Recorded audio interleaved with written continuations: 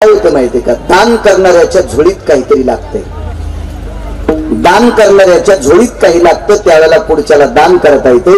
आणि शाप देणाऱ्याकडे पुण्याचा संचय लागतो, तेव्हा पुढच्याला शाप देता येत असतो. आपण बसल्या बसल्या कोणाला म्हणू येऊ मराव, कसा मरण तूच मरशील सुमळ्या, तुझी झोगडी रिकामी फटेन सुमळ्या, काय तुझ्या झोळीमध्ये तितकं पुण्य आहे का.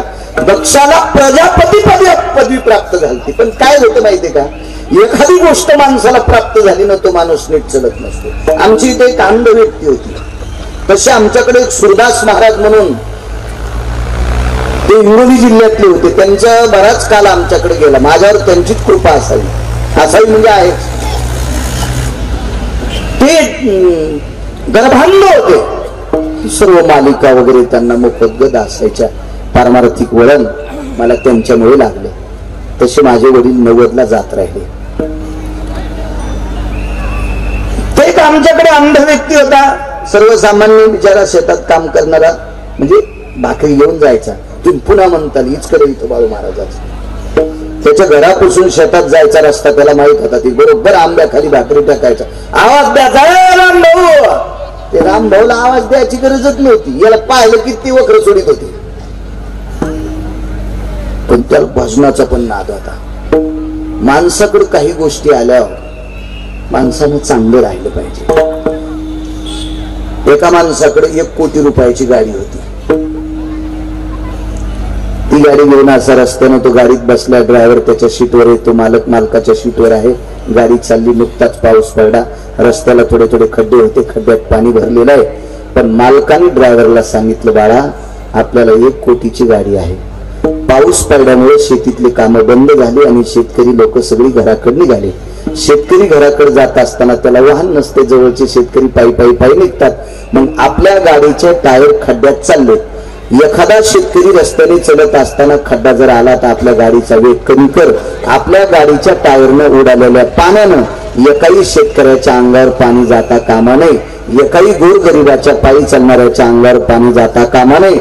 असा जर कोणी वागत असेल तर त्याला लवकरच 7-8 कोटीचं चॉपर बसायला भेटेल.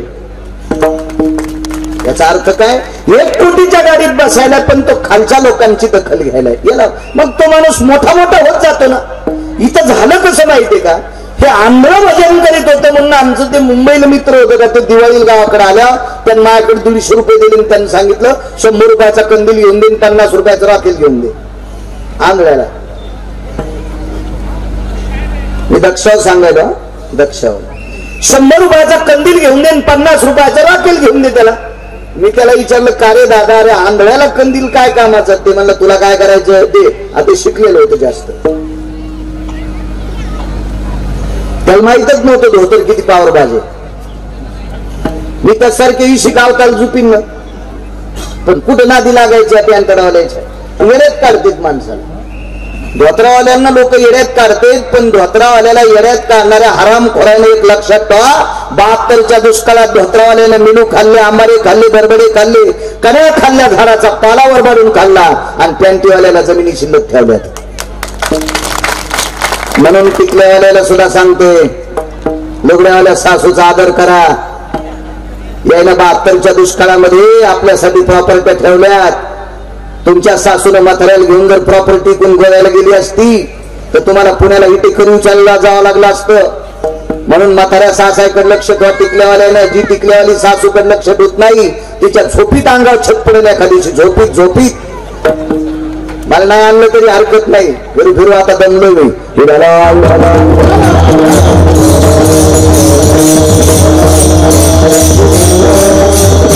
मग करत नाहीत माणसं जुन्यांची. त्याला म्हणलं, अरे काय करायचं कंदील. त्यानं सांगितलं, बाळू मला माहिती आहे आंधळ्या माणसाला कंदाची गरज नाही, पण आपले तात्या कसे चालते, रस्त्याच्या कडेकडे ना. का चालते, रस्त्यानं डोकं वागते, कोणाच्या अंगावर जाऊ नये. मग कंदील यांच्या हातात असल्याच्या नंतर उजेडामध्ये यांना लोक दिसत नाही, पण तात्या रस्त्यानं चाललेत म्हणून लोक बाजूने जातील. हा त्याचा भाव बिचारायचा. त्याला आम्ही आमच्या त्या तात्याला कंदील, जन्मांध चक्षुहीन होता, प्राज्ञा गर्भांध होता. कंदील द्यायला मालदा दिला, काय रे बाळा, मी नाही द्याला, साहेबांनी द्याला. वर त्याने द्यायला म्हणलं ते हुशारच असतील, त्याला माहितच नव्हतं साहेब 72,000ची किती म्हणून. आता आपण काय गरज आहे फुकट करून शेंडीवर दुसऱ्याचं काय चलतो वाचू, काय गरज आहे का आपल्याला ते ठेवून? मला माहित होतं त्याला पुढे आता ते काही काही माणसं बरेच कोणापाशी गेले अशा गोरगप्पा आणतात, पण तिकडे गेल्यावर ते काय करते ते त्याला तरी काय माहित असते. यालाच लोक फसतात जास्त. कंदील द्यायला रोज आमच्या इथलं म्हातारं रस्त्याच्या कडेकडे चलत होतं. कंदील ज्या दिवशी हातात आला का त्या दिवशी म्हातारं मधल्या भागातून चलत होतं. आमच्या इथे 113 किलो वजनाचा माणूस होता, अंशराम तात्याचा पांड्या.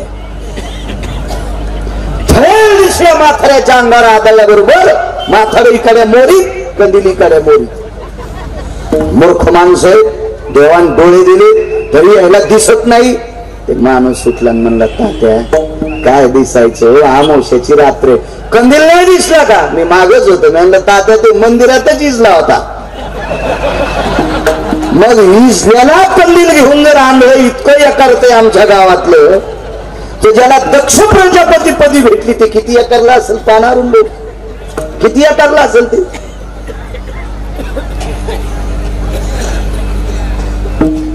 असं वर्चस्व वाढ आणि एका 6व्या क्रमांकाच्या संन्याशाला शाप दिला. या मृत्यू लोकात कुणाच थांबता येणार नाही. मधुनावाच्या अरण्याशिवाय मुक्काम नाही. मधुनावाच्या अरण्याचं चरित्र श्रीमद भागवतात आलं. तिथं भक्त प्रल्हादाचं चरित्र मधुनावाच्या अरण्यामध्ये फार प्रशंसित चरित्र आहे. कालांतराने दक्षिणाही शाप प्राप्त झाला. त्याला बोकडाचं डोकं वगैरे लागलं. मला ते सांगायचं नाही. रामकृष्ण नामाची ताकद. मग नारदाने आयुष्यभर भजन केलं. एके दिवशी ब्रह्मदेव, भगवान शिवशंकर आणि भगवान विष्णू परमात्मा म्हणजे विटेवरचे मालक हे तिन्ही देव एकत्रित केले. आले एका जागेवर आणि नारदांनी तिघांनाही प्रणाम केला. विधाता सदैव के बाबा शिवजी, देवाधिदेव महाविष्णू, मी रात्रंदिवस भजन करतो पण महाशाप संपत नाही हो. शिवजीने सांगितलं, नारदा तुम्हाला माहिती आहे ना, मान जावायचं जमत नाही, सासऱ्याचं जमत नाही. हा दक्ष राजा भगवान शिवजीचा सासरा, दोघांचं कट्टर भांडण सासरे जावायचं. आपलं काही जमत नाही, आपल्या डोक्याच्या पलीकडचं तर आम्ही ते काही देऊ नका. भगवान विष्णू परमात्म्याने सांगितलं, नारदा जिथं शिवजींना राग आलाय का तिथं आमचं काही चलत नाही. त्यांचा सासरे जावायचा प्रश्न येतो, त्याच्यात आम्ही हस्तक्षेप करत नाहीत. आणि ब्रह्मदेव म्हणले, ह्या दोघांचा मेळ बसत नाही, तिथं मी किती चमचा घेऊन समुद्र उपसू. नारद म्हणले, तुमचं झालं खरं, पण मी भजन करतोय ना संन्यासी, पण मला खिसा नाही, शर्ट नाही, आश्रम नाही, रुपया जवळ नाही, मागणं पुढं ठोपुटा उड. जीवनात कोणाच्या पैशाला हात लावला नाही. भूक लागली, भाकरी मागायची, खाल्ली, हात धुतला, पाणी पिलं, चांगलं देवाचं चिंतन करीत नारायण नारायण नारायण नारायण नारायण करीत. ते म्हणलं खरे, पण एखाद्या दिवशी या भजनाचा प्रताप वाढेल आणि त्या पुण्य प्रयुक्त प्रसंगाने आपला शाप संपेल. पण काही मेळ बसना. नारदाने एक व्यथा एका अधिकार संपन्न महात्म्याच्या पुढे मांडली. त्या महात्म्याचं नाव फार सुंदर आहे, तुम्ही शोधा ना, शोधा. मोठाली मोबाईल आहेत तुमच्याकडे, भिताडासारखे. इचका ना अशी घरी गेल्या लईच किता तुम्ही हराम खोरायला 3-3 वाजूस तरी इचकिता. जेवलास का, काय भाजी होती, आज कुठे गेलतास, त्या नालायकाला जो सकाळी पाणी येत नाही त्याला इचकिता तुम्ही. 60-65 वर्षाचं आयुष्य दिले ह्या भंगिऱ्याला इचकिण्यासाठी दिले. शेती निष्ठित असेल तर त्यानं शेतीचं शास्त्र पहा. व्यापारात असेल त्यानं व्यापारासाठी मोबाईल बघा, त्याचं शास्त्र सापडेल त्याच्यात. आध्यात्मिक क्षेत्रात असेल ज्ञानेश्वरी गाथा पुराण ग्रंथ संपदा पहा. शैक्षणिक क्षेत्रात असेल त्याला शैक्षणिक क्षेत्रातले पुरावे पहा. राजकीय क्षेत्रात असेल राजे महाराजे कसे वागले ते पहा. हे सगळं सोडून द्यायचं 3-3 वाजूस तर चॅटिंग करायची. इचक्या रोग होईल तुला एखादीशी. काय करायचं इचकीत मला सांगा ना तुम्ही. मोबाईल फार चांगला आहे पण त्याच्यातलं चांगलं पाहिलं तर म्हणून चांगलं. मला तरी नशीब खोटं, मला साधा मोबाईल मला बस झालं. मला पंढरपुरातल्या मालकाने गेले भारी दिलाय, त्याच्यामुळे मला याची काही गरज नाही. बघा त्या साधूची भेट झाली आणि नारदांनी आपली व्यथा मांडली. त्या साधूंनी सांगितलं, थांबा आमच्याकडे मुक्कामी. नाही म्हणले महाराज, थांबता येत नाही. राम आणि कृष्ण नाव का साजरी त्याच्याकरता सांगतोय, लक्ष ठेवा. का थांबता येत नाही तुम्हाला? नारदांनी सांगितलं, दक्ष प्रजापती भगवान शिवशंकरांचे सासरे सती मातेचे वडील, त्यांनी मला शाप दिलाय, मृत्यू लोकात कुठेही तुला मुक्काम करता येणार नाही मधुअरण्याशिवाय. महाराज म्हणले, नारदा याच्यासाठी काही औषध वगैरे मेडिकल सगळ्या खाल्ल्या, फक्त डॉक्टर खाचे राहिले. म्हणजे याचा अर्थ सगळे प्रयत्न केले पण गुण काही आला नाही. महाराजांनी सांगितलं, आमचं एक औषध घेता का? कोणतं औषध? तुम्ही आजपासून भजन करा. नारद म्हणले, महाराजच डोकं खराब झाला असेल. अहो, जसं बोलता येते तसं भजनच करा बरं महाराज. महाराज म्हणले, नारदा मला माहित होतं तुम्हाला राग येईल, तुम्ही भजन करायले, पण नारायण नारायण नारायण नारायण नामाचं भजन करा. मग नारायण नाव कोणाचं आहे? म्हणजे विष्णूच आहे. पण ऐका ना म्हणले, ज्या त्या कालात ज्या त्या गोष्टीचं महत्व असतं. स्वेटरचं महत्व कधी आहे? हिवाळ्यात. उन्हाळ्यात जर स्वेटर घातलं तर गरमी होईल, गरमी झाल्यावर जास्त घाम येईल, आणि ते 2-4 दिवस जर नाहीच काढत आतून गोवा होत्या.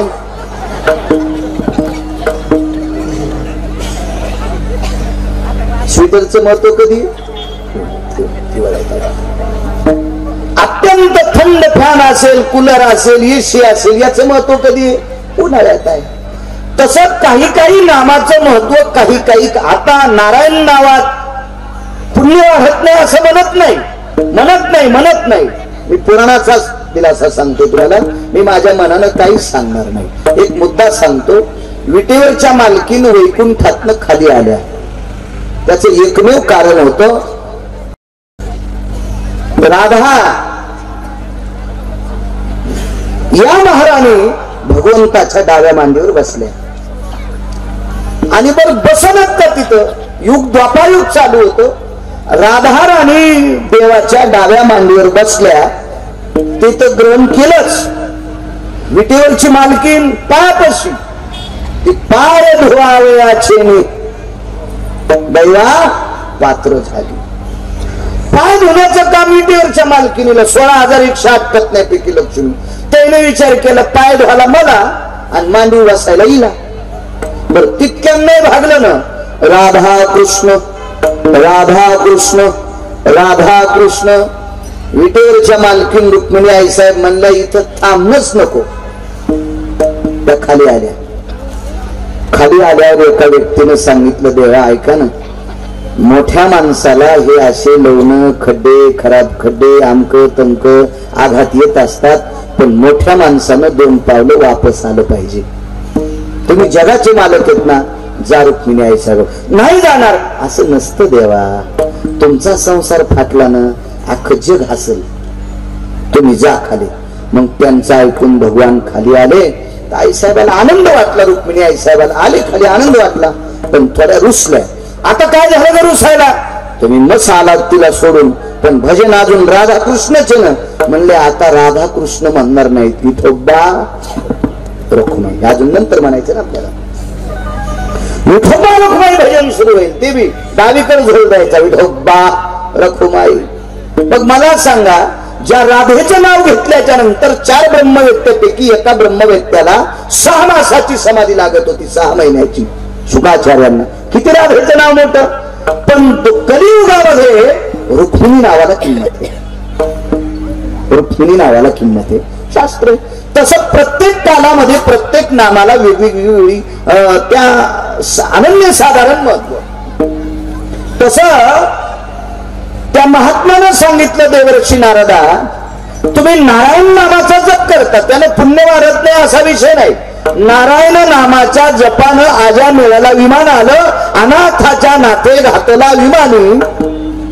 जगाच्या मालकानं त्या नारायण नामाच्या ताकदीनच विमानात घातलं आणि वैकुंठाच्या ठिकाणी नेला.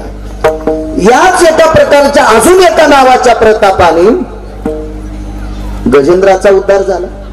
आधी नावानं गजेंद्राचा उद्धार झाला. याच्यातलं एक नाव होतं, भक्त प्रल्हादासाठी पंढरपुरातला मालक नरस्वरूपात प्रगट झाला. नाम प्रल्हाद उच्चारी तया सोडविन हरी उचलून घेत करेवरी भक्ती सुखे नाहला. ज्या त्या काळात ज्या त्या ह्याच्यात त्या नावाची ताकद आहे. पण आता जर तुम्हाला या शापातून मुक्त व्हायचं असेल तर भजन करा. अहो करतोय ना भजन, ऐका, तुम्ही ज्या नामाचं भजन करता ते करू नका म्हणत नाही, पण या शापातून मुक्त व्हायचं असेल तर रामकृष्ण नामाचं भजन करावं लागेल. नारद म्हणले आजपासून रामकृष्ण नामाचं भजन करतो. नाही, मी सांगतो तिथं करावं लागेल. ते अधिकारी बी किती हुशार असेल. ते काय गोटे खाणार महाराज असेल का? ते काय तंबाखू खाणार महाराज असेल का? हो, आमच्या लोकांनी 2-3 नियम पाळायला पाहिजे. गायक असेल, पकवादा असेल, कीर्तनकार असेल, तंबाखू नाही खायला पाहिजे. चुकीच्या गोष्टी म्हणजे 4 श्लोक सापडले. तुम्ही खाल्ल्याच्या नंतर काय पाप लागेल सोडून द्या. पण परवाला एक उत्तर भारतातल्या महात्म्याचा संन्याशाचा श्लोक ऐकला. तंबाखू भजन करणाऱ्यानं खाणं म्हणजे गाईचं मांस खाल्लं इतकं पातक आहे. हे जर मी खोटं बोलत असेल तर मला मांस खाल्ल्याचं पाप लागेल. कारण मी कधीच एक तो वाचून सांगतो किंवा अधिकारी व्यक्तीच्या मुखारविंदातून पडलेलं वाक्य सांगतो. मी भांगाऱ्या भोंगाऱ्या याचं ऐकून कधीच सांगत नाही.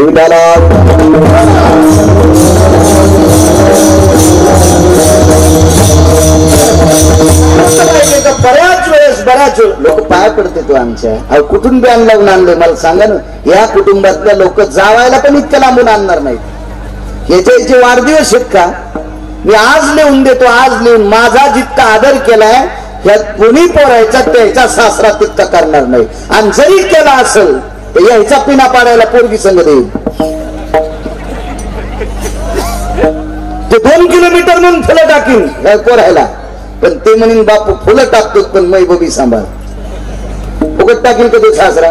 नाही, मला फुकट टाकले. फुकट नाही, मलाच देऊन टाकले.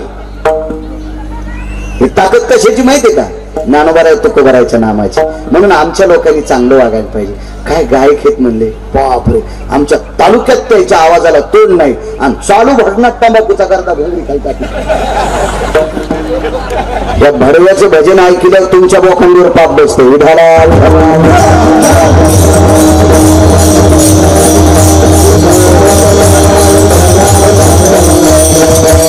अरुण भाऊंना वाताना सांगितलं, संप्रदाय जर मोठा व्हायचा असेल, आपला धर्म उंच जायचा असेल तर दुसऱ्याला शिव्या दिल्यानं आपला धर्म उंच जात नाही. जात नाही, जात नाही, जात नाही, जात नाही. आपला धर्म उंच देण्यासाठी आपल्या धर्मात काय चुका येतात त्या दुरुस्त कराव्या लागतील. शेजाऱ्याला जर एकरी 95 टनाची काय म्हणते त्याला आवरेज आला असेल, 95 टनाचं आवरेज जर आला असेल तर आपल्याला 96 टनाचा आणण्यासाठी त्याच्या ऊसात मशीन घालायच्या. त्यानं कोणती खतं घातली तशी मशागत आपल्याला करावं लागेल. त्यावेळेला आपल्याला 95 किंवा 96 टनाचा आवरेज येईल. पण त्याच्या ऊसात काडी टाकली, तुला काय भेटन सोंबल्या? त्याच्या ऊसात मशी घातल्या, तू आवरेज कसं वाढल? तसं दुसऱ्याच्या धर्माला शिव्या दिल्यानं, एखाद्या दुसऱ्या धर्मियांना शिव्या दिल्यानं आपला धर्म उंच जात नाही. आपला धर्म उंच जाण्यासाठी आपल्या धर्माची जी न्याय व्यवस्था मागच्या लोकांनी सांगितली ती सुधारावी लागेल. त्यावेळेला धर्म उंच जात असतो.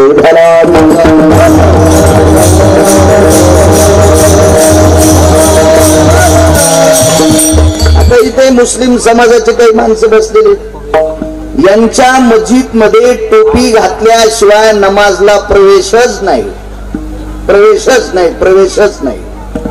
आपल्याकडे चांगल्या चांगल्या स्टेजवर चांगले चांगले गाजलेले लोक गोडखेच येते. टोपी फेटा आपल्या संप्रदायाचे ब्रीद आहे, पाळायला पाहिजे, राखायला पाहिजे. अहो, ज्या बाईची चप्पल पाहायला भेटत नाही ती बाई आम्हाला भातावर गावरान तूप वाढीती. याचा अर्थ असा नाही आम्ही फार शहाणे. एरवी तरी पुसे कोण, एरवी तरी पुसे कोण, आणि पावे देवासाठी मान. देवामुळे आपल्याला किंमत भेटते. बघा बाकीच्या लोकांकडे, बाकीच्या धर्मियांकडे, त्या धर्माच्या लोकांना शिव्या देऊ नका. त्यांचं अनुकरण त्यांच्या धर्मातलं किती गोड आहे याच्याकरता आपणही आपल्या धर्माचं अनुकरण सात्विक गोड वागावा, जेणेकरून आपल्याला मानतील.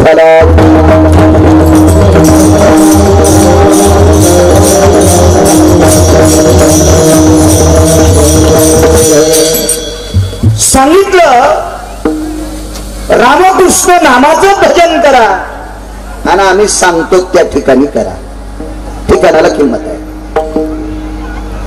गुरुवर्य वैकुंठ अशी नामनिष्ठ मुक्त कैवल्य पुराण क्षेत्रातले महान प्रख्यात प्रकांड विद्वान माधव महाराज नगर सांगायचे, माझ्या पैठण मधल्या मालकांकडे एक व्यक्ती गेली आणि त्या व्यक्तीने विचारलं, महाराज माझा संध्याचा टाइम झाला, मी संध्या कुठं करू? तर महाराजांनी सांगितलं, देवघरात करा, बाहेर तुळशी वृंदावन आहे तिथं करा, बाजूला गाईचा गोठा आहे तिथं करा, आणि काही अंतरावर गोदावरीचं पात्र आहे तिथं करा. त्या पुढच्या चिकित्सक व्यक्तीने विचारलं, का हो संध्या कोणी एका जागेवर केली तर ठीक आहे? महाराज म्हणजे नाही, देवघरात जर संध्या केली तर पुण्य वेगळं, तुळशी वृंदावनापाशी केली तर त्याचं पुण्य वेगळं, गाईच्या गोठ्यात केली त्याचं पुण्य वेगळं, आणि गोदावरीच्या पात्रात केली त्याचं पुण्य वेगळं. तसं ठिकाणाला महत्व आहे, स्थान महत्व आहे. तुम्हाला एक मुद्दा सांगू का?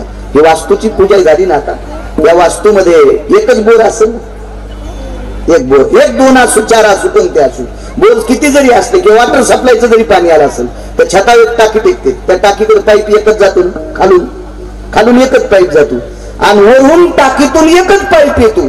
पण प्रत्येक, आता 2 का 3 मजली काय बंगला असेल ते, प्रत्येक मजल्यात त्या पाईपला छिद्र पाडून त्याच्यातून तुट्ट्या लावलेल्या जातात.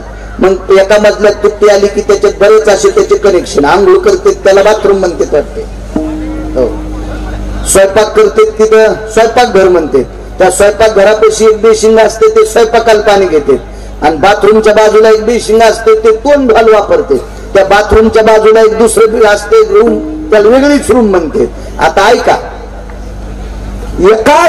एकाच पाईपनं पाणी टाकीत गेलंय, एकाच टाकीतलं पाणी एकाच पाईपनं खाली आलंय, पण एकाच बोरचं एकाच पाईपनं एकाच टाकीत गेलेलं, एकाच टाकीतून खाली आलेला पाईप, त्या पाईपला छिद्र पाडल्याच्या नंतर ठिकठिकाणी पाण्याची विल्हेवाट झाली. स्वयंपाक घरात केलेले पाणी आंघोळीला घेतात, बाथरूम मध्ये गेल्यावर पाणी पाय धुवायला घेतात, आणि त्या रूम मध्ये गेल्यावर पूजेला पाणी घेतात. चुकलं का? चुकलं आहे का नाही? बरोबर, वा छान, हुशार माणसं, काय ताण नाही. आता उघडूच तर कीर्तन करतो. मग मला सांगा, पाणी एकाच बोरचं, एकाच पाईपने गेलं, एकाच टाकीत गेलं, एकाच पाईपने खाली आलं, पाण्याचा दोष आहे का? हो चाचा, नाही, पाणी गलत जगह पे गया.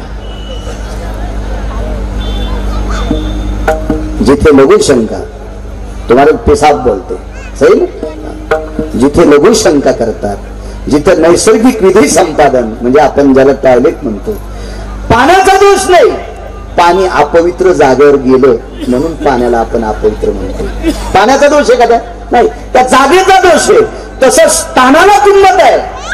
याच पाईपनं पाणी स्वयंपाकघरात आल्यावर आपण तिथं हातही धुतो, पितो सुद्धा तेच पाणी आपण भाजी पोळीला घेतो. याचं कारण काय? ती जागा शुद्ध आहे, फार काय झालं तर बाथरूम मधल्या पाण्यानं गुळणा करू, देवपूजेला घेत नाहीत बाथरूम मधलं पाणी, ठिकाणाचं महत्व. तसं त्या साधूनं नारदाला सांगितलं, नारदा, रामकृष्ण नामानं तुमचं पाप संपेल, पण त्याच्यासाठी तुम्हाला एक ठिकाण सापडावं लागेल. ते ठिकाण म्हणजे बद्रिकाश्रम. एक जणानं मला प्रश्न केला, महाराज पंढरपूर का सांगितलं नसावा? मी म्हणलं त्याचा पुरावा सापडा, मी दुसऱ्या कीर्तनात जर सापडला तर सांगेल. जोपर्यंत पुरावा सापडत नाही तोपर्यंत तू हिचकू नकोस. पण मला त्यानं 3ऱ्यांदा फोन केला, मग पंढरपूरचं इतकं महत्व आहे, नारदाला पंढरपूर न सांगता बद्रिका आश्रम का सांगितलं? मी म्हणलं तुला माळ आहे का? ते म्हणलं आमच्या खानदानीत कोणालाच नाही. मी म्हणलं आराम करा, पुन्हा 4थ्यांदा फोन लावू नको. जुड्याला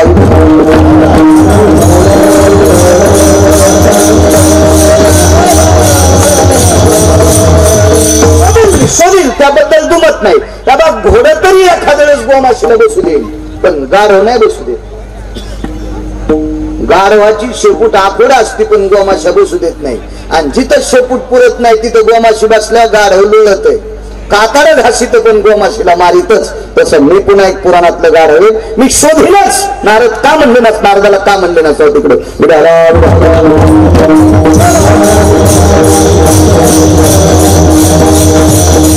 महात्म्याचा ऐकून देवर्षी नारद बद्रिकाश्रमात गेले. तिथे विटेवरचा मालक बाण भातोड आयुध घेऊन उभा आहे, देवभूमी. आणि तिथे नारदाने भजन केलं. जय जय रामकृष्ण हरी, जय जय रामकृष्ण हरी, जय जय रामकृष्ण हरी. रामकृष्ण नामाचं भजन केलं. नुसत्या रामानं, रामनामानं कोणाचा उद्धार झाला, रामकृष्ण नावानं कोणाचा फायदा झाला, याची प्रत्येकाची भिन्नता. जटायू नावाच्या व्यक्तीने कृष्ण नाव घेतलंच नाही, फक्त राम. हे राम, हे राम, हे राम, हे राम. त्या नामाच्या ताकदीने जगाचा मालक त्याच्याकरता धावत आला. राम नामाची महती त्याच्यासाठी. शबरीनं कृष्ण नावाचा उच्चार केलाच नाही, तिने फक्त रामनामाचाच उच्चार केला. शबरीने फक्त रामनामाचाच उच्चार केला. तिला गोलोकाचं अधिष्ठान प्राप्त झालं. गोलोकामध्ये फक्त 18 पुरुष आहेत आणि 19वी स्त्री आहे. 18 पुरुष आहेत आध्यात्मिक क्षेत्रातले आणि 19व्या स्त्रीला खुर्ची प्राप्त झाली. तर 18 लोकांनी विचारलं, इथं कशाला आली? ती म्हणली, मी नाही आले, मला पाठवलं. कोणी पाठवलं? रामनामाच्या ताकदीने खुर्ची प्राप्त झाली. म्हणजे त्या त्रेतायुगात तिथे फक्त रामनामाचा उच्चार केला, त्या नामासाठी ते महत्व. पण आजच्या याच्यामध्ये राम आणि कृष्ण, मी कधी कधी काही अभंगात ते सुद्धा सांगत असतो आणि मग नंतर द्रौपदीचं चरित्र रामकृष्ण नामाची ताकद सांगत असतो. तर आज इथून सुरू केलं. नवीन काहीतरी वाचत राहा, काहीतरी म्हणजे पुराण वाचत राहा. आणि पुराणाला वारकरी संप्रदायाने गळ्यात धरलं. तुका म्हणे नाही विश्वास ज्या म्हणे पहावे पुराणे विचारून. तो कुठं मत आहे? जिथे देहूतले मालक मानतात तिथे आपली काय कथा आहे, आपली काय पात्रता आहे त्यांच्या विरोधात जाण्याची? लायकी तरी काय? त्यांच्या पायाला चिटकलेल्या मातीच्या कणाची बरोबरी नाही. हजारो जन्म होणार नाही एका जन्मात द्या सोडून. आणि त्या मालकांचं वाक्य पुराणाचं मत मान्य आहे. बद्रिका आश्रमाच्या ठिकाणी 2 दिवस रामकृष्ण नामाचा जप झाला. आणि 3ऱ्या दिवशी नारदाने विचार केला, आपल्याला गुण आला का नाही बघावा, गुण आला का नाही बघावा. तिथं थांबतात आलंच, बद्रिका आश्रमात थांबताच आलं. पण आपण बाजूच्या गावात, दहाड नावाच्या गावात मुक्काम करता येतो का? मुकुंदराज स्वामींच्या मंदिरात, मुकुंदास महाराजांच्या मंदिरात आपल्याला थांबता येतं का बघावं. महात्म्यांचा अधिकार स्थान आहे म्हणून नाव घेतलं. नारद निघाले 3ऱ्या दिवशी. आपल्याकडे पण डॉक्टर चिठ्ठीवर लिहून देतोय, अजून 5 दिवसाला परत भेटायला या. ही हॉस्पिटलमध्ये गेल्यावर एक ती प्रणाली असते, खाली लिहिलेलं असते, 3 दिवसानं या, 5 दिवसानं या, 15 दिवसानं या, 1.5 महिन्याच्या नंतर या, एवढ्या गोळ्या संपल्यावर या, असं काय असेल किंवा काय कमी अधिक झाल्यावर या. तसं नारदाने विचार केला, रामकृष्ण नामाची मी गोळी घेतली, मला दिली आता महात्म्याने. या जागेवर घेण्यासाठी सांगितली, म्हणजे हलवून घ्या, पाणी टाकून घ्या असं सांगतो डॉक्टर. तसं बद्रिका आश्रमात घ्यायची सांगितली. रामकृष्ण नाम बद्रिका आश्रमात घेतले. 2 दिवस संपले. 3ऱ्या दिवसाचा अर्धामध्ये 2 प्रहर संपले. आता याचा गुण आला का नाही आपण बाहेर जाऊन बघावा. तिथे गेल्यावर दिवस माळाला, पण नारदाचे पाय चलत नव्हते. डोळ्यातून खळा खळा खळा खळा पाणी आलं. देवा, हे 7-8 वर्षापूर्वी जर कळालं असतं तर मी रामकृष्ण नामाचा जप केला असता. दृष्टांत संपला. वाटेल ते प्रयत्न करून नारदाचा शाप संपत नाही, पण रामकृष्ण नामाच्या ताकदीने, बळाने देवर्षी नारदांचा शाप संपतोय. हे रामकृष्ण नामात ताकद आहे. म्हणून पहिल्या करूया रामकृष्ण नामे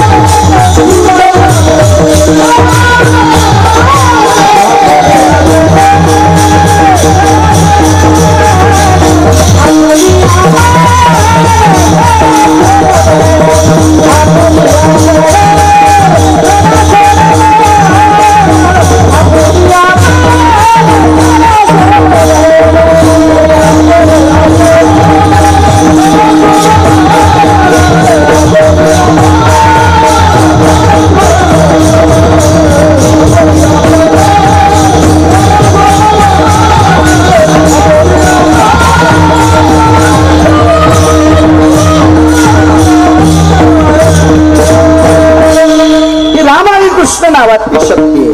म्हणून रामकृष्ण नामे हे दोन्ही साजिरी. अजून एक पुरावा बघा. च्यवन नावाचे महात्मा होते. भागवतामध्ये अनन्य साधारण महत्व त्यांचं पण आहे. अनर्थ नावाचा पुत्र झाला. अनर्थाला रेवत नावाचा पुत्र झाला. रेवताला रेवती नावाची कन्या झाली. आणि ही रेवती राजा शर्यतीची नाथ भगवान कृष्ण परमात्म्याची पंढरपुरातल्या मालकाची मोठी भाऊजाई म्हणजे बलराम दादाची पत्नी. हे कुळ त्याच्याकरता सांगते च्यवन कोण होते. या कुळातली मुलगी च्यवनांची धर्मपत्नी होती. तसं च्यवनांचं लग्न 100 वाल्यांदा झालं. 100 कसं करता म्हणतो माहिती का. त्या काळात आयुष्य फार होतं. पण आपल्याकडे 100 वर्षाच्या माणसाचं लग्न होतं का. ज्याच्या उसकी शादी बनती क्या नहीं. वो तो बाहर बुढ़ा हो जाता है. बुढ़ा कौन देगा उसको. नो गई औरत कौन देगा उसका. नहीं देगा. 100 साल की उम्र थी उनकी. हिंदी नहीं आती मेरे को. थोड़ी थोड़ी जमती. इधर से गाड़ी आई उधर से गाड़ी आई. गाड़ी चली गई मैं खाली राहिला. 100 वर्षाचा नवरदेव 13.5 वर्षाची नवरी. शक्य लग्न लावलं सज्जनांनो. कारण सांगू 100 वर्षाच्या साधूचे डोळे या नवरीने फोडे होते. वनात फिरायला गेली. वारणामध्ये काड्या घातल्या. तपश्चर्या करत असणाऱ्या साधूचे दोन्ही डोळे फोडे. त्या साधूनं शाप देऊन कुटुंबाचा आरास होईल याच्याकरता तिच्याशी पाणी ग्रहण केलं. त्या साधूशी निघाले. बाईनं जाता जाता पोरीच्या कानात सांगितलं बाई या महात्म्याचा संसार करत असताना पोटच्या लेकरासारखं नवऱ्याला सांभाळ. देव एके दिवशी तुझं भलं करील. आणि तशीच आईनं जसं सांगावा अशी नवऱ्याची सेवा केली. त्या सेवेच्या ताकदीनं सनत कुमार आणि अश्विनी कुमार हे दोन्ही देवता त्या ठिकाणी प्रगट झाल्या. भिक्षांदेहिमा च्यवन कोण याच्यावर सांगतोय. आणि मग त्यांनी सांगितलं कोण आपण. वेगात सांगतो मी महर्षी च्यवनांची धर्मपत्नी. अरे म्हणजे च्यवनांचं लग्न झालं. कुठेही च्यवन आरतुरच त्यांचे शिष्य होते च्यवन. आतमध्ये पर्णकुटीत पाहिलं तर फुटकी डोळे येतं. वय झालेलं होतं. जवळ हातात हात दिल्याबरोबर सद्गुरूचा स्पर्श जाणवला.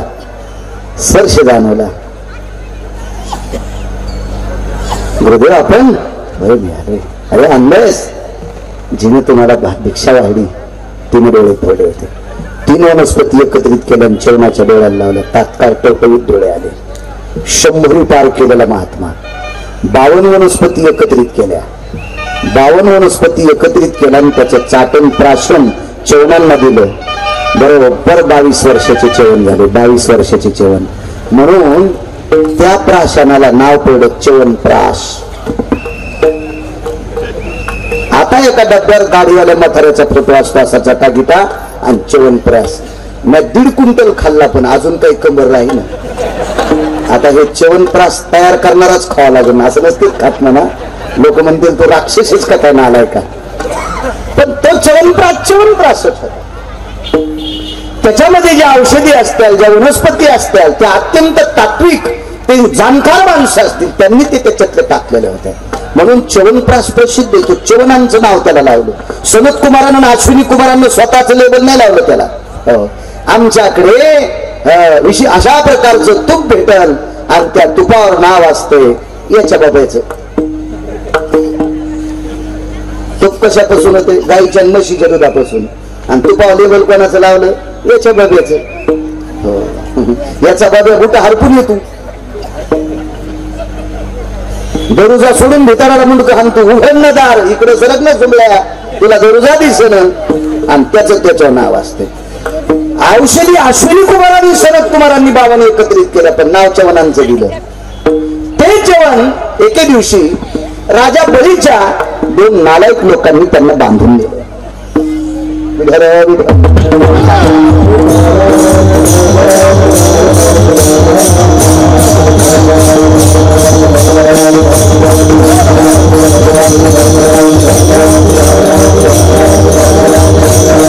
राजा बळीच्या नगरीतले 2 मूर्ख माणसं कोणाकडे असतात मूर्ख त्याबद्दल काही दुमत नाही. राक्षसाकडेच असतात असं काय नाही. कोणाही जातीत असते. म्हणून माझ्या वारकरी संप्रदायानं जातीची दखल घेतली नाही. जगाच्या पाठीवर असा एकच संप्रदाय, त्याला वारकरी संप्रदाय म्हणतात. या संप्रदायानं कुण्याही जातीच्या माणसाला नाव ठेवलं नाही. का ठेवलं नाही? भारतात अशी एकही जात नाही की त्या जातीत हरामखोर माणसं नाही. महाराष्ट्रात, भारतात प्रत्येक जातीत बुजदिल माणसं आहेत आणि प्रत्येक जातीत सात्विक माणसं आहेत. म्हणून उचनीचे काही लिहिले भगवंत तिष्ठी भाव भक्ती देखून या संप्रदायात जातील किंमत नाही. या संप्रदायात चांगलं वागणाऱ्याला किंमत आहे. वैष्णव चांभार धन्य त्याची माता. चर्मकाराच्या कुळात नाही पण वारकरी आहे, त्याच्या आईला धन्यता दिली. हो, चांगलं तुका म्हणे नाही जाती सवे काम, ज्याचे मुखी नाम तोची धन्य. नाम या शब्दाचा अर्थ जो चांगलं वागतो, जो चांगलं बोलतो त्याला किंमत द्यायची. स्वतः स्वयं घोषित केले की मी उत्तम कुलात जन्माला आलो आणि बिन पाण्याची पितो हरामखोर, त्याला कसं चांगले म्हणता येईल? अद्याप नाही. इथं कर्तव्याला किंमत आहे, कर्तव्याला किंमत आहे. या संप्रदायात सगळ्या धर्माची, सगळ्या जातीची माणसं आली. कबीर मोमीन लतीफ मुसलमान, सेना नावी जान वैष्णवदास. राजा बळीच्या कुळात 2 माणसं हरामखोर होती, म्हणजे अख्खं कुळ हरामखोर होतं असं नाही. बळी हा फार सात्विक राजा होता. फक्त सृष्टीला पचणार नाही असं एक काम राजा बळीच्या हाताने घडलं. राजा बळीनं जो यज्ञ केला त्या यज्ञामध्ये जेवणाऱ्या माणसाला सोन्याचं ताट फ्री होतं, फुकट होतं. सोन्याच्या ताटात जेवायचं आणि त्यानं ताट घेऊन जायचं. विटेवरच्या मालकाच्या लक्षात आलं, माणसं जर जेवून सोन्याचं ताट घरी नेत असतील तर हे बेटे कामच करायचे नाही. आणि राजा बळीला सांगला होता, तो ऐकायच्या मानसिकतेत नव्हता.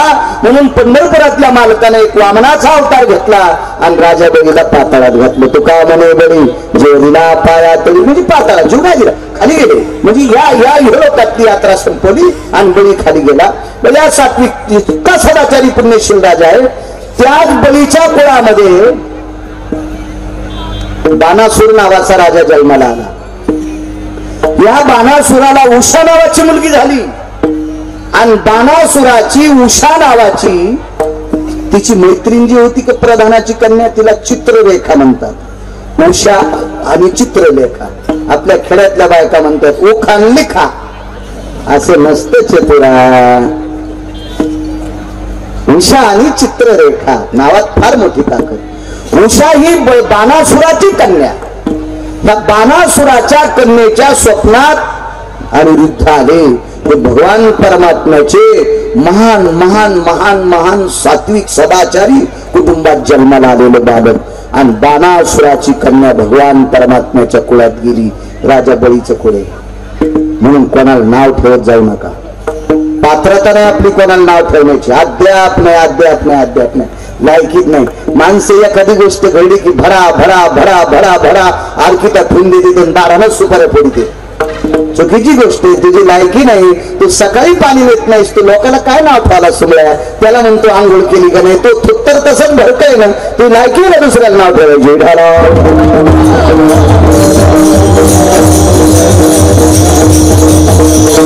सांगू का, चांगलं म्हणण्यासाठी अक्कल लागते.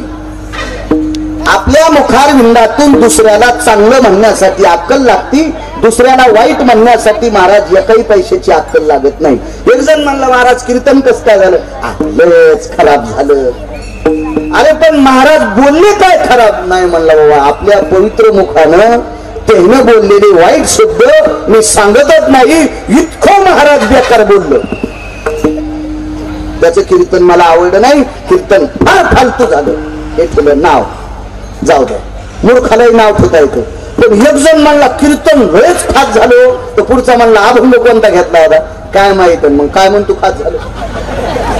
मग स्तुती करण्यासाठी अक्कल लागते, वर्णन करण्यासाठी अक्कल लागते. म्हणून मला असं वाटतंय एकाही भाडव्यानं लायकी नसताना दुसऱ्याला नाव ठेवणे. विधारा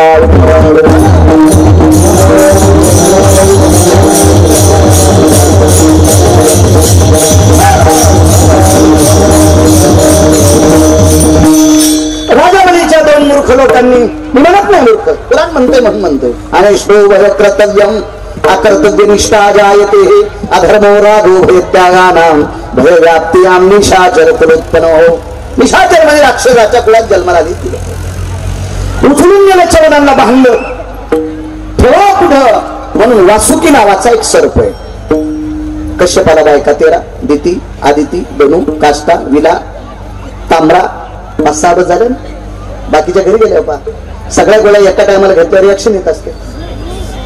दिती, आदिती, धनु, काष्टा, विला, कद्रू, कद्रूला सर्प, विंतेला पक्षी, दिती आदिला दिदे राक्षस, बाकीच्या राहू द्या. पण कद्रू नावाच्या स्त्रीला सर्प झाले सर्प. त्याच्यापैकी वासुकी नावाचा एक सर्प. तक्ष व्याळ वरंग भयस्थिता वासुकी भय व्याप्तायाम आपाम प्रतिमंथनायेतियाम वासुकी स्तदेवचायाम. भागवतात अनन्यसाधारण महत्व आलं. मंद्राचल पर्वताची रेंज ज्यावेळेला केली समुद्र मंथन, त्यावेळेला वासुकीचा अनन्यसाधारण महत्व समुद्र मंथनाच्या चरित्रात श्रीमद भागवतात कथित आलेलं. कधी कधी वाची जा भागवत. भागवत एक तर वाची जा किंवा ज्यानं चांगला अभ्यास केलाय त्याचा ऐकी जा. वाक्य कुठलेही अभ्यासू माणसाचा ऐकीत जात जा, अन्यथा अमूल्य वेळ मातीत घाली जाऊ नका. मी नेहमी सांगत असतो, मोटरसायकलचा ड्रायव्हर चुकला 2 मरतील, जीपचा ड्रायव्हर चुकला 10 मरतील, एसटीचा ड्रायव्हर चुकला 55 मरतील, रेल्वेचा ड्रायव्हर चुकला 1000 मरतील, वक्ता चुकला कोटी मरतील. पण वक्त्यानं चुकीचं सांगायचं नाही आणि चुकीच्या वक्त्यांचं तुम्ही ऐकायचं नाही. तुम्हाला सांगू का, संप्रदायाविषयी बऱ्याच वेळेस एखादी काही गोष्ट घडली ना, तर ज्याला काही नाही त्याला पण असं वाटतं संप्रदायावर आता ते असं झालंय, मी असं बोलन, मी तसं बोलन. तसं नसतं. वेळ आहे, पाऊस आल्यावर कोणी छत्री विकत घेते, पण पावसाळा येतच असतो सगळ्याला माहिती, म्हणून छत्री आधीच घेऊन ठेवली पाहिजे. सुमळ्या आयत्या टायमाला तू तर वरी नाही आणलं पाहिजे, वरी नाही आणलं पाहिजे. काही काही गोष्टी तत्रुत्पत असल्या पाहिजे. तुम्हाला एक सांगू का, संप्रदायाचं वर्णन किती करतो त्याच्यापेक्षा संप्रदायाला मानतो किती, याला महत्वाची गोष्ट आहे. एक लक्षात ठेवा तुम्हाला, संप्रदाय उंच जाण्यासाठी, हा धर्म उंच जाण्यासाठी वक्त्यांपेक्षा तुमची जास्त गरज आहे. आणि संप्रदाय जसा जसा खाली जाईल, चुकीचं काम करणाऱ्या भरव्या वक्त्याला, हरामखोराला देव कोणा नरकात टाकील ते नंतर होईल, पण त्याच्यातला अर्धा नरक तुम्हाला पण भोगावा लागतो. हे लक्षात ठेवा. उदाहरणार्थ, मी एक चुकीचं रंगारंगाचं पाणी पित असेल, नाव घेत नाही त्या पाण्याचं, मी जर ते चुकीच्या रंगारंगाचं पाणी पित असेल आणि कोणाकोणी अरुण भाऊ तुम्हाला सगळ्याला जर कळालं असेल तर बाळू महाराज चुकीच्या रंगाचं पाणी पितोय, आणि जरी तुम्ही त्याला कीर्तनाला बोलून पाकिट देत असाल आणि कीर्तन ऐकत असाल तर तुमच्या गावाला कुपाती लागेल, तुमच्या संसाराला कुपाती लागेल, तुमचा संसार जळेल. कारण चूक करणाऱ्यापेक्षा चूक करणाऱ्याला जो मदत करतो का तो अर्धा हरामखोर असतो. दोघाशी पतन सारिखेची केले पाप जेने दिले अनुमोदन, दोघाशी पतन सारिखेची. गुन्हेगाराला मदत करणारा, गुन्हेगाराला त्याचा गुन्हा झाकून ठेवणाऱ्याला अर्ध पाप असते. म्हणून म्हणून म्हणून या धर्म कार्यामध्ये जी माणसं आचरणाने वागतात अशा लोकांना बोला, त्यांचा ऐका. आपला धर्म उंच जाईल, आपला धर्म उंच जाईल. लक्षात ठेवा, धर्म उंच जाईल. तेव्हा निष्ठा किती गोड असते. एक सांगतो तुम्हाला, एके दिवशी आमच्याकडे LIC एजंट आहे, ते LICचं काम करतात, भारतीय विमा त्याचं काम करतात. अनिल कुमार शेळके त्यांचं नाव आहे. त्यांनी मला एक प्रसंग सांगितला फिल्मी सृष्टीतला. निष्ठा किती असा लक्षात घ्या.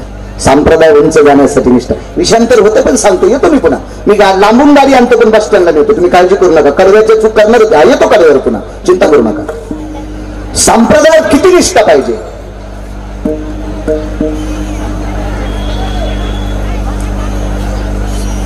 एक सांगू का तुम्हाला, लग्नाच्या वाढदिवसाचे फोटो टाकणाऱ्या माणसांनी संप्रदायावर बोलू नये. माझ्या तुकोबराच्या पत्नीच्या पायातला काटा पंढरपुरातला मालक दातानं काढीत होता, दातानं.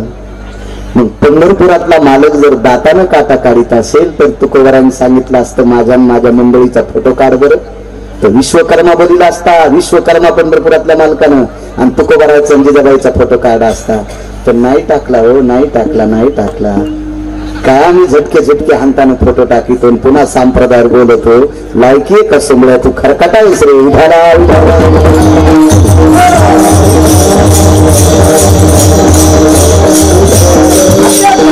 नाही. तुम्हाला एक सांगू का, पथ्य सांगणारा डॉक्टर रोगाचं निदान कळल्याच्या नंतर त्याच्यावरचं पथ्य सांगणारा डॉक्टर असतो. पथ्य असून न सांगणारा डॉक्टर अर्धामूर्ख असतो. सांगितलेलं पथ्य पाळणारा पेशंट डॉक्टरापेक्षा श्रेष्ठ असतो. नियम पाळणारा माणूस सर्वात मोठा असतो, लक्षात घ्या. हो, तुम्हाला एक सांगू का, 13.5 लाखाची गोळी घेतली. आपले का पैसे चाललेत का तुमचे ऐकायला? आणि मी सांगताना नाही चाललेत का? हो चाचा, मेरे थोडी जा रे जे पैसे नाही जा. 13.5 लाखाची गोळी घेतली. घोडीवर बसल्याच्या नंतर घोडी अशी पळत होती दुसऱ्या चालीमध्ये. दुसरी चाल फक्त माझ मोठ्या माणसांना कळण. जीनच्या पॅन्टाला काय चाली करणार आहे तुम्ही? एकदाच बसतात लागणार. ते मी तुम्हाला दुसऱ्या टेकीत. हो, पुन्हा घोड्याचा लगाम धरलेला, दोन्ही कुंडोळ्यानं पाय धरलेले. ज्याला घोड्यावर बसता येत नाही तो काय 2 पायाच्या बाईला सांभाळणार आहे? एक भारदस्त बनायला पाहिजे तरुणांकडे. भारदस्त घटका असा मळून सोडी तो घाम योज तर मग घोड्यावर बसायला काय होतं? तू धरून बसत होती तिथे. मी 2-4 वर्ष कर्मकांड केलं नाही. नवरदेव कसं बसू? नाही तू खाली बस, घोडी तू हो. 4 वर्ष भटकन केलं. मला लय असे येडगळ नवरदेव भेटले ना ते, मला बसवा लागलं जाईल त्याच्यावर.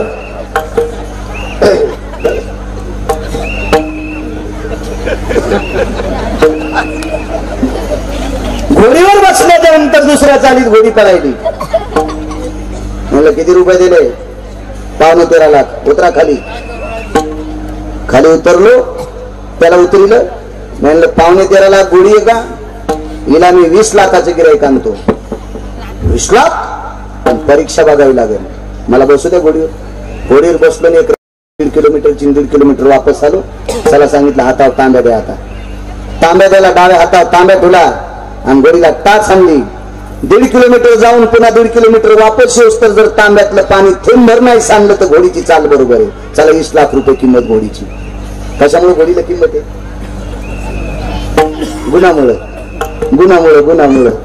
नाही तर लय घोडे कासा शेवटी नाराच्या तांग्याला इथं आहे नाही. गुणाला किंमत आहे. या संप्रदायात आचरणाला किंमत आहे. अभ्यास नाही. गाथा कमी पाठ असला तरी चालेल, ज्ञानेश्वरीच्या वेळा कमी पाठ असला तरी चालते, अभंगवाणी काही शास्त्रपुराण कमी पाठ असले तर चालेल, पण आपली बायको सोडून जगात जी बाई दिसन तिला तो माय म्हणतो. तो भारतातला 1 नंबरचा महाराज आहे. कर्तव्याला किंमत आहे. स्त्री पाहिल्या पोटात डब्बा उठवतो सुंबल्या तो ह्या आणि ते लोकांना सांगतो. ज्ञानोबा म्हणतात तू बसायची जागा हाणायला पाहिजे निबर काठीनं. तुला 2 महिने उभ्यानच खावं लागेल.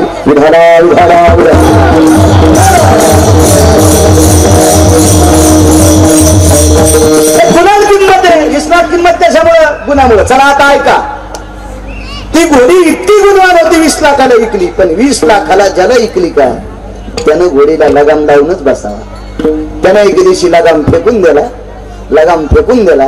असंच कीर्तन चालू होतं. आता एक नाही का मुद्दाम हरण वाजित गेलं ते. काय त्याची बायकुले गावरान तुपातला शिरा करीन का त्या हरामखोराच्या?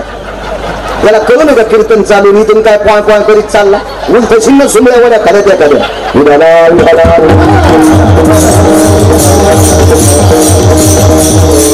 काय हो या विटेवरच्या मालकाने काय त्यानं डोळे झाकलेत म्हणजे आंधळा नाही. त्या बदगायला शोधायला येतो कधी आपटायचं. आपली इच्छा नाही त्याचं पालतो. इच्छा नाही. पण लग्न असेल, कोणाची मौत असेल, कार्यक्रम असेल, सार्वजनिक कोणाचाही असू द्या, कोणाचा असू द्या, याच्या पलीकडे सांगू कोणाही धर्माचा असू द्या, पण आपल्याला त्याच्यात विक्षेप करण्याची पात्रता आपली नाही. आपल्याला नाही चांगलं करता आलं नका करू, पण वाईट का करता कशामुळे? जाईल मुकट्यानं. ज्वलंत उदाहरण होतं का नाही? चला काय सांगू लागलो. अशा ठिकाणी घोडी चालली. सारे लोक बघू लागले काय घोडी चालली. आता घोडी चालले लोक नवाजू लागले. घोडी मस्त चलत होती अशी पहिल्या चालीत.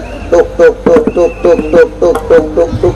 अशी घोडी होती. पण यानं मुदाम तिला टाचा हाणल्या आणि त्या दिवशी लगाम नव्हता. घोडी म्हणली इतक्या माणसातून मी चांगली चालली तरी मला टाचा हाणायला, शेतात गेल्या लोमकाळ्याला बोरी खालून गेली. बोरी कुठून गेली माहितीये? फांद्या लोमकाळ्याला काटाळ बोरी खालून गेली. तर कसं वरदारडा असेल. का बोरी खालून घोडी गेली कळलं तुम्हाला? लगाम नाही. लगाम नाही या शब्दाचा अर्थ नियम नाही, नियम नाही या शब्दाचा अर्थ बंधन नाही. मग बंधन नसलेली घोडी जशी बोराटी खालून हुरकाळती तशी नियम नसणारा किती जरी अभ्यास असेल तरी भडवाय हरामखोर होतो.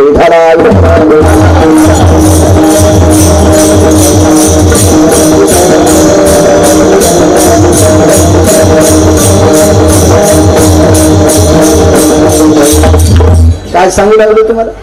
चवनांचं चरित्र. चवन नावाच्या मुलीला वासुकी नावाच्या सर्पाच्या नगरीत बांधलं. रामकृष्ण नामाची ताकद. उदाहरण क्रमांक 2. रामकृष्ण नामाची ताकद आहे. बांधलं तिथं. तुम्हाला एक सांगू का? निष्ठावंत लोक कुठेही जा त्यांचा नियम मोडत नाहीत. नियम मोडत नाहीत. तुळजापूर ते लातूर रोडवर एक माकणी नावाचं गाव आहे.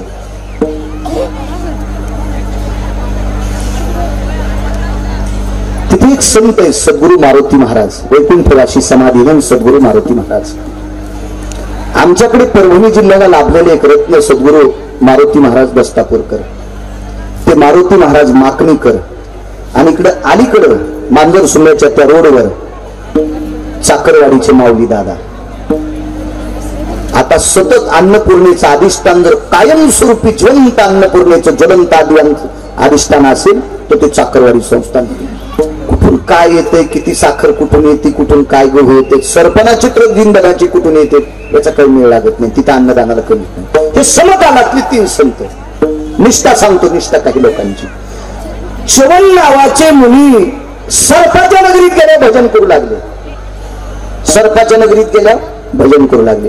मला सांगा 5 कोटीचा वाडा बांधला, बंगला बांधला, 5 कोटीचा बंगला बांधला. आणि महाराज सांगितलं, महाराज या बंगल्याची काल वास्तू शांती झाली पण तुमचं आमच्या गावात कीर्तन आहे. तुम्ही रात्रभर या बंगल्यात मुक्काम केल्याशिवाय आम्हाला उद्या त्या बंगल्यात राहायला जायचंय. पण आधी या बंगल्यात एका कीर्तनकाराचा विलास व्हावा म्हणून आजच्या दिवस तुम्ही इथं आराम करा. महाराजाचं कीर्तन आटोपलं. त्या बंगल्याच्या पलंगात सगळ्या गुलाबाच्या पाकळ्या टाकल्या पलंगावर. आणि मग एक जणांना कानात सांगितलं, काल या बंगल्यात 2 सर्प घुसले. थांबा तुम्ही बाळा तिथं. आमच्यावर घेतल्याला तुमची खसखस पिकायली. हा तुम्ही नाही थांबताल का तिथं? आमच्यावर घेतलं असं वचवतच होतं तुमचं. थांबताल का आपण? नाही नाही नाही. 2.25 जातीचा बाजूला होत्या सर्पाच्या. काय विकार होते असे फण्या. 4 फण्याचे, 2 फण्याचे, 5 फण्याचे, 7 फण्याचे. आपण चित्रात पण सर्प पाहिजे नाही असे सर्प होते. 11 विक्राळ. त्या सापाच्या विषाच्या फुटकारानं, इंद्राच्या वज्रानं सुद्धा दगड फुटत नव्हते. इतके कठीण झालते, इतके विषारी सर्प. आणि तिथे निष्ठा सांगायला वैकुंठवासी सद्गुरू मारुती महाराज माकणीकर वारी करायची पंढरपूरची. पंढरपूरला चालत चालत चालत असताना पावसाळ्याचे दिवस होते. 1 महिन्याची वारी. जाता जाता रस्त्यात एक वडा होता. वरी पाणी आलं आणि त्याच्यातले जे सोबतचे लोक होते का ते वड्याच्या पलीकडे गेले आणि महाराज अलीकडे थांबले आणि वडा तुडुंब भरला.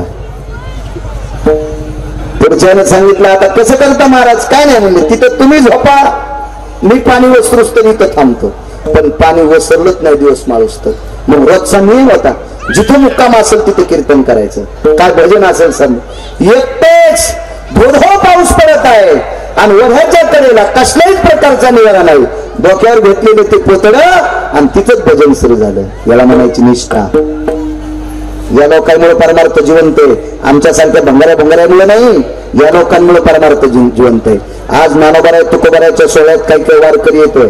नानोबारायच्या पादुका रथात ठेवल्या, पालखीत ठेवल्या, पालखी रथात टेकली, किती माणसं उभे राहतात पादुका टेकायच्या आधी. तर दुपारच्या ठेप्याला, मेहरीच्या ठेप्याला किंवा संध्याकाळच्या विसाव्याला ज्या ज्या वेळेला पालखी खाली टेकून त्याच वेळेला ते खाली बसते. जोपर्यंत पालखी उभी आहे तोपर्यंत काही निष्ठावंत वारकरी जमिनीवर बसत नाही. अशा निष्ठेनं परमार्थ करणाऱ्या महात्म्यांच्या जीवावर हा माझा वारकरी संप्रदाय भंगाऱ्या भोंगऱ्याचा नाही. आणि भंगाऱ्या भोंगऱ्याने किती जरी या संप्रदायाला नाव ठेवलं तरी हा संप्रदाय खचत नाही, याची बी दखल घ्या.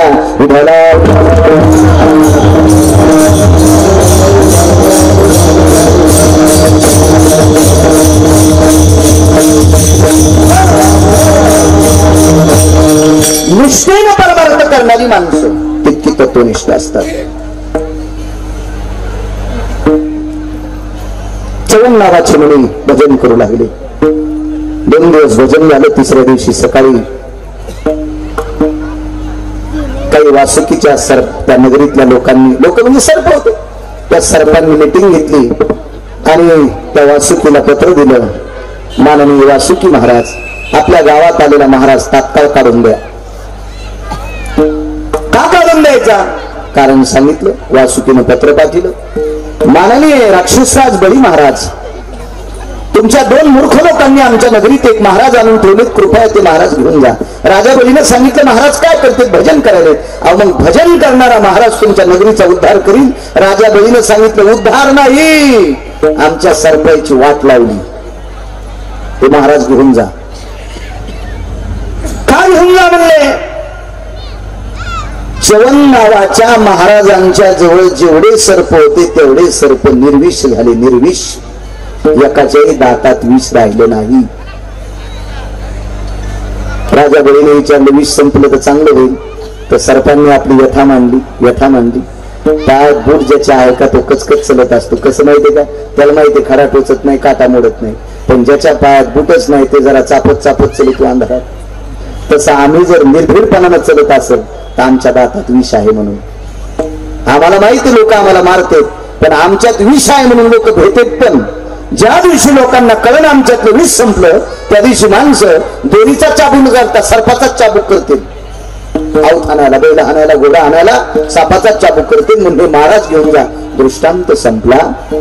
ज्या साधून रामकृष्ण नामाचं भजन केलं, या भजनाच्या ताकदीनं सापाचं विष संपत आहे. ही या नामात ताकद आहे. रामकृष्ण नाम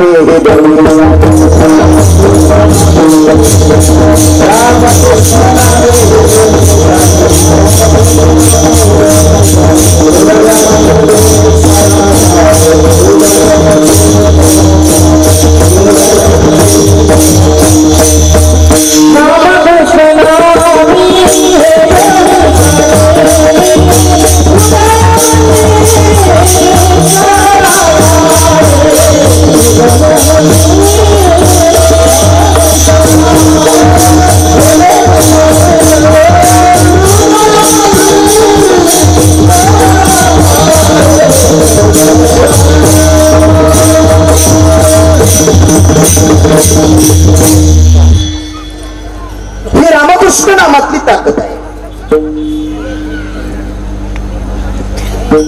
मागे जातोय पाऊल थोडासा.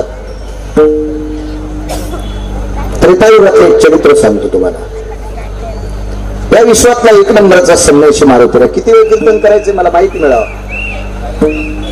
10 वाजेपर्यंत 7 ते 9 असं नसतं बरं, आहे का नाही? असं नसतं. बाबा गावरान तूप किती खावा माहितीये का? वाटीभर वरणात 2 चमचे खावा. पण वाटीभर वरणात वाटीभर टाकल्या वरणाची चव जाते, तुपाची चव जाते, आहे का नाही? बोलतो जरा शिल्लक बोलतो. मला पहाटे लातूरच्या पुढे पहाटे एक श्राद्धाचं कीर्तन अखरोळी नावाचं गाव बाजूला आहे लातूरच्या बरोबर. तरी करतो 10-5 मिनिट शिल्लक. रामनामातली किती ताकद आहे. रामकृष्ण दोन्हीची ताकद सांगितली. नुसतं रामनामाची ताकद बघा. हे नाव का माझ्या ज्ञानोबाळांनी अंतःकरणात धरले असतील? तर ज्ञानोबाळाचा विचार केला तर ज्ञानी यांची राज्य येते, योग्यांची माऊली, साधकांची मायबाप. योग जिथून सुरू झाला ते ज्ञानोबाळाचे. योगाची सुरुवातच तिथून. बाकीच्या योगे तपेने योगेने काही तिथे डोकं लावायचं नाही. मग या व्यक्तीने रामकृष्ण नाम अंतःकरणात धरलं, त्यावरती काय व्याप्ती असल्या रामनामाची, रामकृष्ण नामाची. 1 नंबरच्या संन्यासी मारुतीला छान तपद आहे. आदरणीय हरिभक्तीपरायण पवार महाराज यांचे चिरंजीव दोन्ही जुळे आहेत ना. वा, गेल्या 10 वर्षापासून. वा, छान छान छान छान. वा बापू, तुम्हाला सांगू की तुमची ताकद नाही, अभ्यास लय लोक करते. तुमच्या एखाद्या मागच्या कुळात तुमची आजी असेल, तुमची पणजी असेल, तुमची खापर पणजी असेल, तुमच्या दारात आलेल्या एखाद्या वार करायला अर्धी भाकरी देण्याची पात्रता किंवा आत्मीयता तुमच्या कुळातल्या एखाद्या बाईच्या अंतकरणात असेल, एखादा निष्ठावंत वारकरी तुमच्या आजी पणजी खापरपणजी एखाद्या कुळात, ज्या कुळात सात्विक वारकरी निष्ठावंत वारकरी तुमच्या घरून एखाद्या कुळात जेवून गेला असेल एखाद्या पिढीत, आणि त्या वारकऱ्याच्या आशीर्वादामुळे या कुळात जन्माला आलेली देवी रत्न मृदंगाचार्य होतात. मागच्यांचा आशीर्वाद, मागच्यांचा. मी असं बऱ्याच वेळेस मला आमचे काही प्रश्न करतात, मला जितकं पुराण अरे मी वाचतो, मी आतापर्यंत 170 ग्रंथ वाचले, बरंच काही वाचतो, बाकीची पण वाचतो बरं, मी खूप वाचतो, खूपच. मला चांगल्या प्रतीची नमाज येते, आजान येते. मी एकदा अमरावतीकडे गेलो, तिथे एक संमेलन होतं. मला सांगा अशी कुठली आजाने बिना नमाजची दिल्या जाते आणि कुठली नमाज बिना आजानची दिल्या जाते. पण सांगतो, मुस्लिम समाजामध्ये बाई बाळंतीण झाल्याच्या नंतर तिला जे मुलगा किंवा मुलगी होती का त्याच्या कानात आजान देतात, नमाज नाही. आणि माणूस गेल्याच्या नंतर अदा करतात तिथे नमाज, आजान नाही. असो शास्त्र. मला त्यावेळेला बक्षीस मिळालं क्यों म्हणजे हमारे कुछ मालूम नाही था बोले महाराज. कुठल्याही धर्म प्रणालीमध्ये वाईट सांगत नाहीत. मी त्याच्यातून एक शिकलो. मुस्लिम समाजाच्या बाईची डिलिव्हरी झाल्यावर त्यांच्या घराण्यातली कोणीतरी एखादी वयस्कर बाई जवळ जाती किंवा ती बाई नसेल तर ते बाळ एखाद्या म्हाताऱ्या कोणीतरी माणसाच्या हातात दिल्या जाते आणि त्याच्या कानात आजान दिल्या जाते. आजान आजान आजान म्हणून द्वारकाबाई, सखुबाई, वत्साबाई, मंजुळाबाई नात किंवा नातू झाल्यावर 5वीच्या दिवशी गळ्यात 5 महिन्याची तुळशीची माळ घाली जाणं काय भिताड पडतं का अंगाव. शिकाणी लोक झाल्या त्याला धर्माचा दोष पासतात. तू या धर्माचा आहेस, आजान देतात त्याच्या कानात. 5वीच्या दिवशी भजन खुद जाना, 5वीच्या दिवशी मला पोरग झालं म्हणून बाप गोव्याला जातो दारू प्याला आणि तुला म्हणतो आमचं पोरग खराब निघलं, तू अंगावर त्यानं ट्रॅक्टर घालायला पाहिजे आराम करा. तुम्ही म्हणताल तुला काय गरज होती मुसलमानाचं पुस्तक वाचायसाठी? याच्यासाठी गरज होती. किती लोक धर्मनिष्ठ आहेत ती, किती लोक धर्मप्रेमी आहेत ती, का आपल्याकडे नसावं? आजही काही भागामध्ये 5वीचं भजन केलं जाते. मुलगा हो की मुलगी हो 5वीच्या दिवशी भजन करण्याची पद्धत आहे. आज सुद्धा काही काही भागामध्ये भजन करण्याची पद्धत आहे. पण नुसती भजन करण्याची पद्धत नसू द्या, ते भजन करायला जाणाऱ्यानं पाकिटावर जायचं नाही. तू म्हणतो तू कसा घेतो, तुम्ही घेत जा, पण घेताना एकच म्हणे जा 5वीचं आम्ही भजन करू पण याला माळ घाला, तर आम्ही 5वीचं भजन करू. तुम्हाला एक दुसरा मुद्दा सांगतो. बाबा धर्मातल्या काही काही त्रुटी लक्षात घेतल्या पाहिजे. आयुष्यभर एखाद्या हरामखोरानं टँकरनं दारू प्यावा आणि ते मेल्याच्या नंतर संस्थेच्या पोराने त्याच्या मड्यापुढे टाळ वाजवावा. त्या संस्थेच्या मालकाने त्या विद्यार्थ्याला पेताऱ्याच्या पुढे टाळ वाजवायला उभं करू नये, नाहीतर त्या पोराच्या शापानं संस्थेचा मालक जळून जाईल.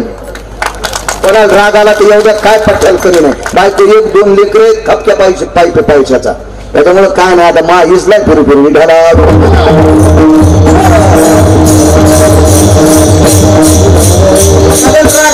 कीर्तन बंद करीन ते तूच गुणावून घेतो भाग नको मला काय काय नाही. याला 2 लोकांवर विश्वास येऊ